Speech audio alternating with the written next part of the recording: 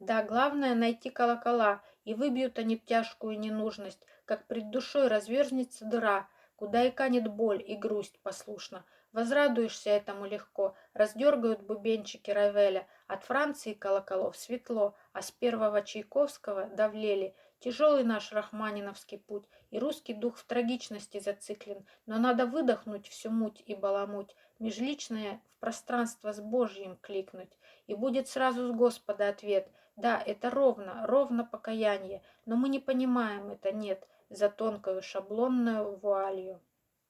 Oh yes, the main thing is to find the bells, and they will knock out heavy uselessness, like a hole near the soles where your pain and sadness will obediently descend. And you will easily rejoice in this. Ravel's small bells with titillating ring, from the French bells you feel light and at ease, and from Tchaikovsky first, weighed heavily. The path of our Rachmaninoff is hard, the Russian spirit locked is in tragedy. We must exhale all murk, confusion, dark, for social case to call divinity, and then God will immediately answer, oh yes, this is exact and true repentance, but we don't understand this. No, behind a thin stereotyped veil representance. Сохранен размер пятистопный ямб.